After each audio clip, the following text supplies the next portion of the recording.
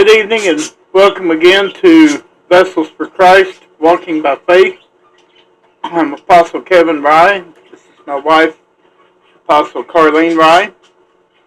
And we just hope that these broadcasts are helping you in growing closer to God and in your walk with Him, your walk of faith. And I think this evening we're talking about the spirit of manipulation. Yes. So, an apostle has told me that we're not just going to wade out into this, we're going to dive in head first. Dive in. We're going to step out in the deep. Yes. Okay. So first, we want to talk about what manipulation is. Because it's something that most everybody deals with somewhere in their life. And so when we look at it in a spiritual sense, we want to look at what the Word tells us, what manipulation is. So it's to deceive. And so when we think of biblically, what is to deceive? It's a lie. Yeah. So we want to look at, when you're looking at manipulation and you call it a spirit, it's a lying spirit. And so we can put spirits into categories, and that's where it falls. It's a lying spirit. It's there to deceive. And so a lot of times people fall into that trap. And I want to use the example of Eve in the Garden of Eden. Satan came in and used half-truths, and it was a form of manipulation.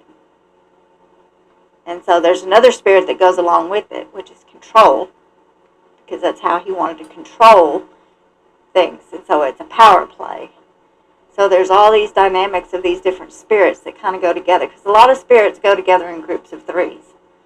And so in this one, when you come into a situation of you're dealing with manipulation, there's also a controlling spirit and a power spirit, because they want that power and control. So you have to look at the three. It's a dynamic. And so a lot of these people that operate in this, they're being controlled. And so we have to look at things in the spiritual. The Word says we don't battle in the flesh, we battle in the spirit. So we need to look at it in a spiritual sense. So did you have anything you wanted to add right off the top? No, I mean, there are many forms of manipulation, like you have mentioned, and we do encounter it everywhere. In the church, at work, in our relationships. Sometimes we're not aware that we're even doing it.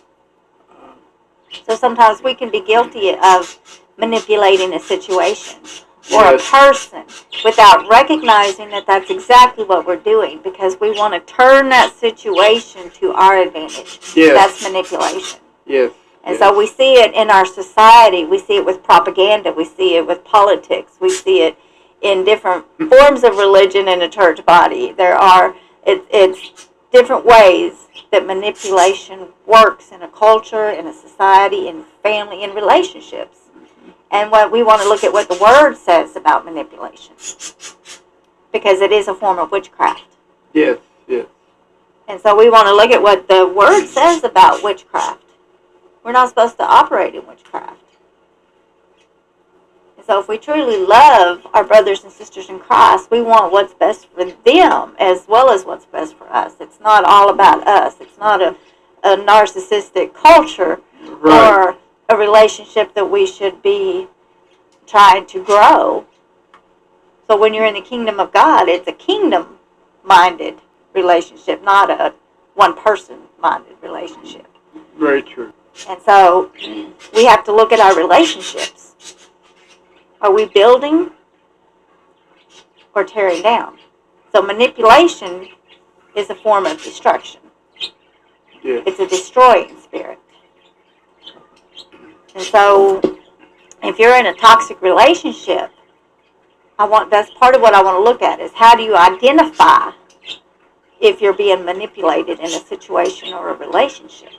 What are the telltale signs because that might be a second part, but there are right, things that you can look at to tell if this is an area of manipulation. right.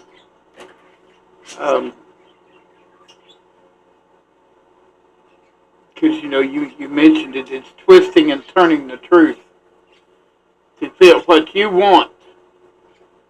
Um, So you can see it. There's forms of spiritual manipulation, which you Right. can take as scripture. We see it happen all the time. That's how false theologies begin, because you can take Yes. one scripture and you can turn it to it. what you want it to say.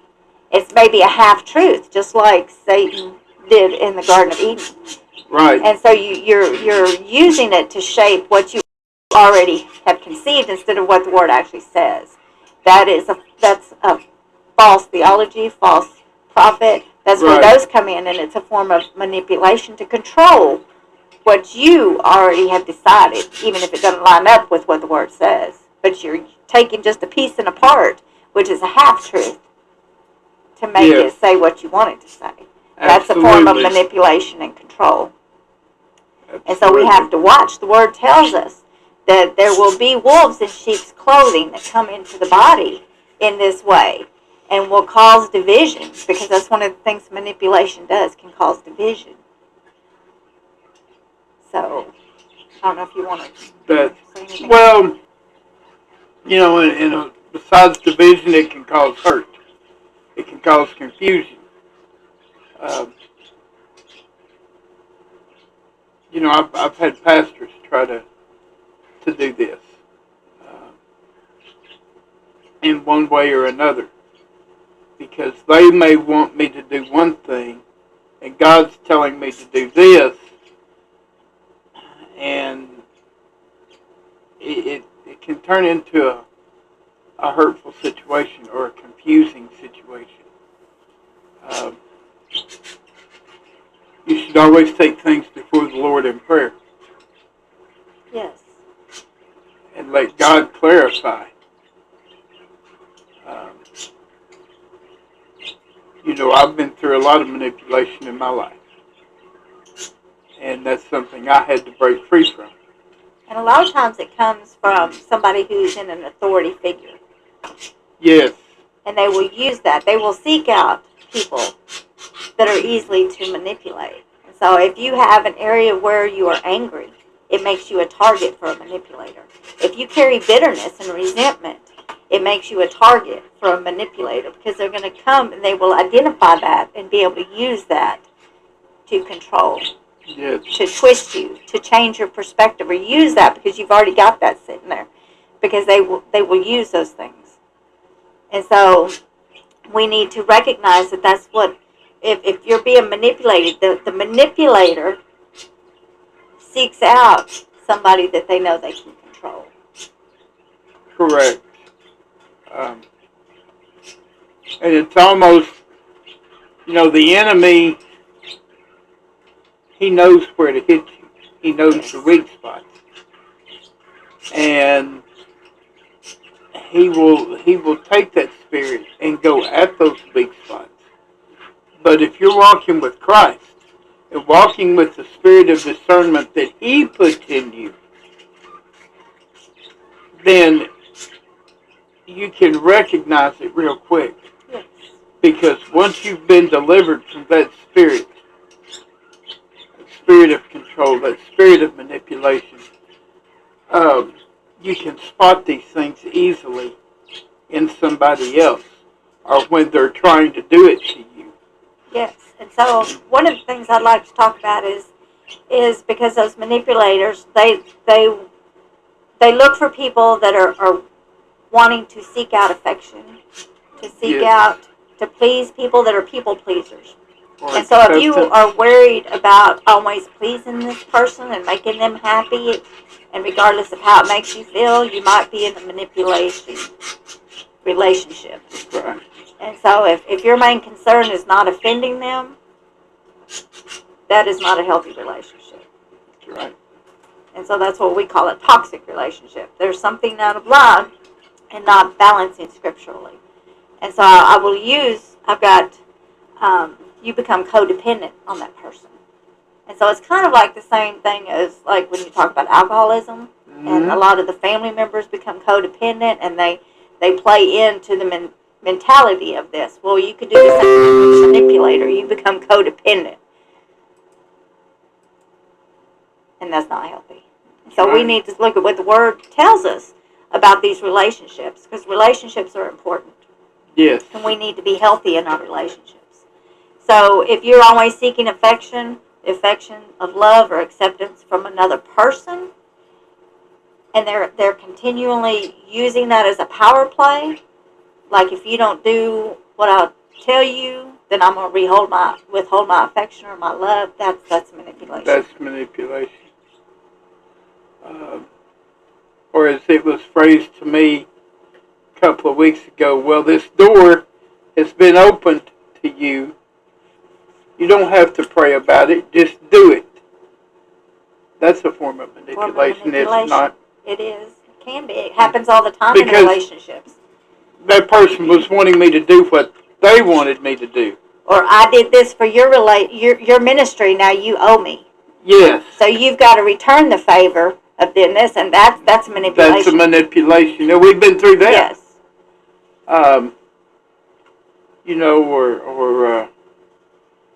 There's lots of examples. If as Christians, if we do something for somebody, it's without strings attached. It should not have strings attached. That's right. If they're doing something for you and it has strings attached, it's a form of manipulation. There's a spirit behind it.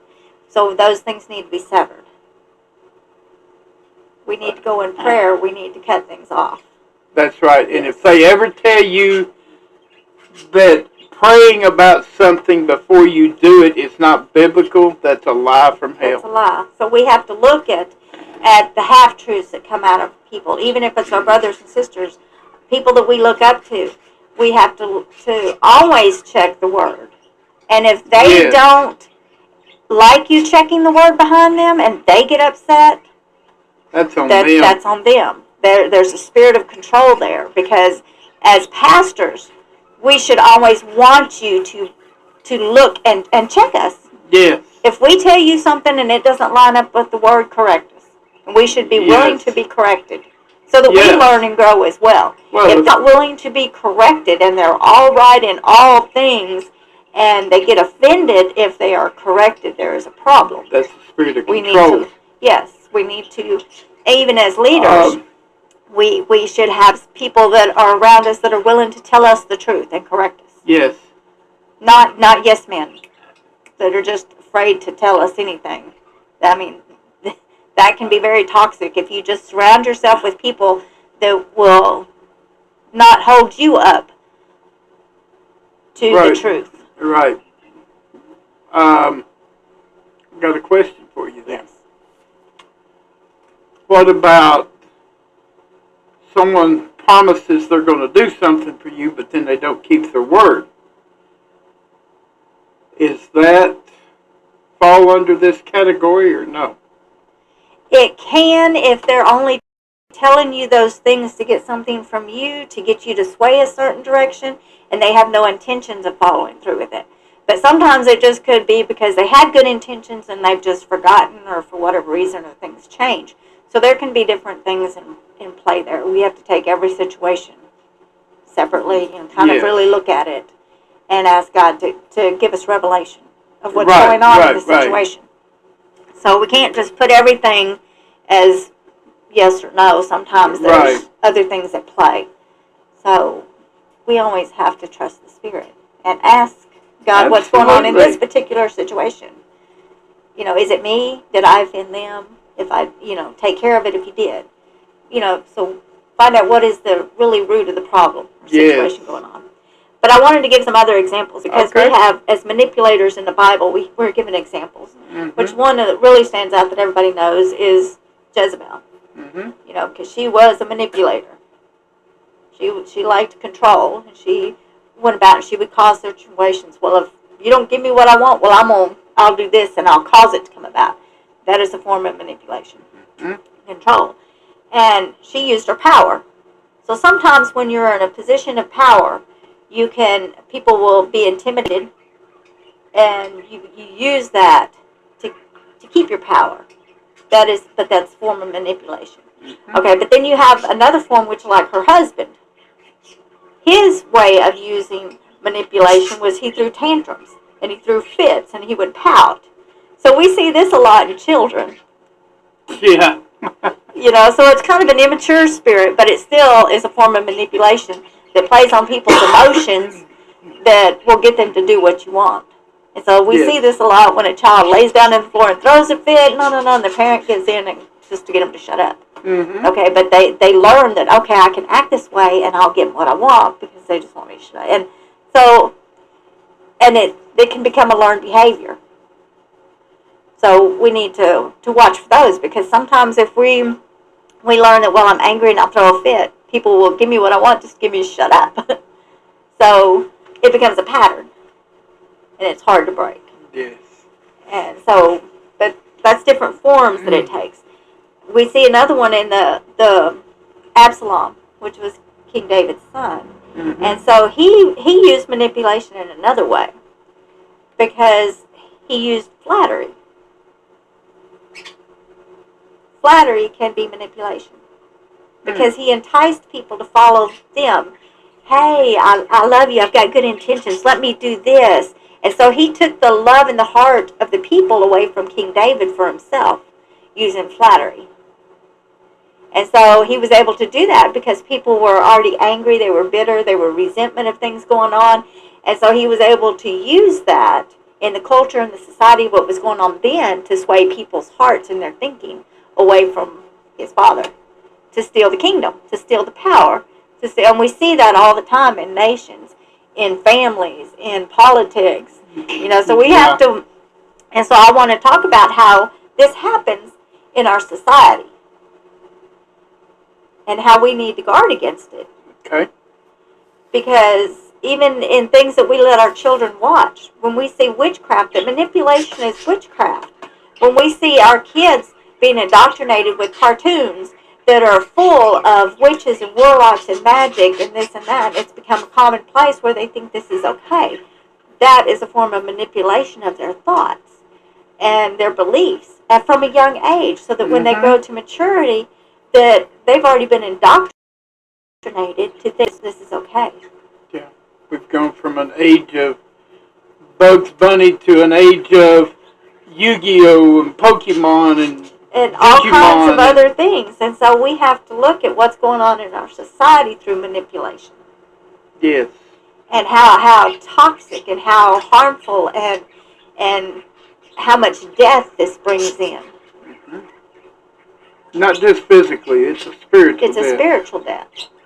Because that's what happens, is they get desensitized. Because I wrote down, see if I can find where I wrote in my notes, that what witchcraft, my definition for witchcraft that I see, because it goes against God. Witchcraft is against God. So it's an engagement with the spirit world in ways that in practice ignore God's reality or existence of divine authority. That's what witchcraft is. Amen. Because we know that spiritual things are real. Mm-hmm. We see it all through the Bible. God gives us a spirit. We have a spirit being. We have a spiritual relationship with God. Mm-hmm. And so, just like He is the Trinity, we are a spirit being. When we become in relationship with God, we have a spiritual life. And so, the Word tells us all through there that we are not to partake of those that work in witchcraft, that are fortune tellers, that do tarot, that associate with spirits of the dead, that all of these things. And so, but we're opening it up for our children through manipulation. That's right. And they're raising up a generation of children that think this is okay. But the Word tells us it brings death. And so we need to recognize and understand how it affects not just personal relationships, but relationships in the church, relationships in our community, our society, our nations, our governments. Because it's bigger than just what we think. And so that's kind of what I want to look at through manipulation. Because it plays such a big part in so many areas It does. of our lives and of the church. Yes. I could think of so many instances. Um, there's questions. Um, It's a form of rebellion against God. it is. It is. And there's a big issue with that in the society today. Um, I'm trying to think of, can this be a form of a generational curse? Yes. Many people they're raised up under a controlling woman or a controlling father figure that operates in manipulation, and it becomes a way of communicating. They're so used to being dominated that they will seek out a relationship with somebody that has those same traits, that dominates them. And they don't have their own core value of how precious, how strong they are, what their identity is, which I want to get into, deeper. But that's how manipulation works. And so, generationally, because they'll even say a lot of times women will marry somebody just like their father, which will carry the same traits, will talk to them the same way. So if you have somebody that grew up in an abusive house, they will tend to marry an abusive person because they are seen to attracted to the same spiritual traits and those same things, and it becomes a cycle. And so sometimes those are generational curses that can be broken, because we have to recognize what that cycle is. Yes. And what is behind it, what's in play spiritually. Because sometimes we don't always connect what's going on in the physical with what's going on in the spiritual. But we need to, as Christians, we need to have an understanding that a lot of times when the Word tells us we're not battling the physical, we're battling the spiritual, then we need to take those into the spiritual realm. That there is a battle going on in the spiritual realm. Yes. So we have to understand what those things are that we're battling. We're not battling this person per se, but they have a spirit of anger. And so they're spewing their anger. That's what's coming out, is that spirit of anger is speaking. And so we have to go into it in a spiritual sense and say, God, reveal to me. So we can pull the root of what that anger is so they can be healed. Yes. So then that spirit is no longer the controlling factor of what's controlling their emotions and their feelings. Yeah, because when we're looking at somebody who is a manipulator, that's what they're looking for. Yes. I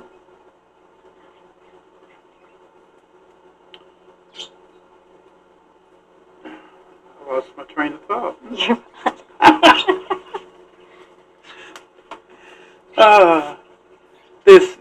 This is a topic that is such a thing in society. There can be so many questions, so many different ways, directions. There's so many different forms of manipulation takes. Yes. That sometimes it's hard to identify for what it is, because sometimes they're subtle, and they start out subtle and then grow Stronger. And more bold. And yes. Um, An abuser never starts out just beating you. It starts out small. And so that's the way manipulation works too. Sometimes they come in very subtle. Yeah. And it's not just men that do it. No. Some people think, well, it's men that do this. It's not always men. There's a lot of women that have fallen into this as well. Yes. It's not gender biased. No, it's not gender biased. It's like cancer. It just, it don't care what age or, and if it's not cut off in the younger years, it not grows. stopped, Yeah, it grows. Because like you said earlier, it becomes a way. Well, I want this, so I will act this way. And that's not always right.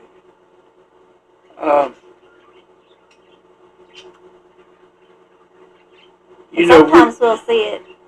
Sometimes you'll see it play out with siblings or friend groups, and you'll be like, well, we have to accommodate so and so because you know they're not going to like this or that. Sometimes that can be, well, being nice to your friend, but does it get to a point where it's manipulative?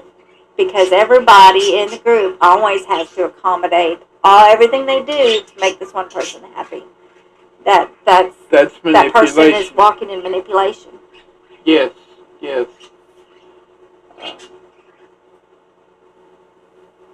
You know, like I said earlier, there's so many ways. We've seen so many forms. Um, it even happens to us a lot because, you know, I get a lot of phone calls every day from around the world. And the enemy comes at me with this spirit through these other people. Uh, and I may get told, well, if you don't do this, then we're not going to survive. That's a form of manipulation. Yes. And sometimes I don't think they realize what's No. happening. And I think we'll do a second part because there's like I can list off 10 different ways that manipulation can work, which I just one of them is guilt. But I'd like to get into that more, Mm-hmm. where they will guilt you. That is a form of manipulation. Yes. So I would like to break it down more into groups and go over that. So we will take another episode and do that. Because, like I said, there are so many forms it takes. But we have to recognize and be able to point out what it is when it's spoken so we don't fall into that trap. Right. Because it is a trap. And we're supposed to be aware so that we don't fall into the pitfalls, so that we use our spirit of discernment. So if it doesn't sit right with you and you're not comfortable and you're feeling intimidated, then, there's something out of line or, pay attention. Yes. If you're feeling a red flag, there's a flag there. It's a flag for a reason. Absolutely. It's like sports. They throw that flag out there on the field because there's a penalty. Well, when we're feeling that red flag and something's not right, but we go ahead and move anyway, there's going to be a penalty. There's going to be a big penalty. Yeah. Well, I look forward to part 2. This is a good topic, but it's a topic that's not talked about in a lot of churches anymore. It's not taught. It seems like most churches anymore just want to teach that feel-good prosperity. Everything's all right. Once saved, always saved. And this is something that is talked about in the Bible as these, I want to say a curse, but these spiritual things like manipulation and control. So I look forward to the second part. So we thank you for tuning in and being with us.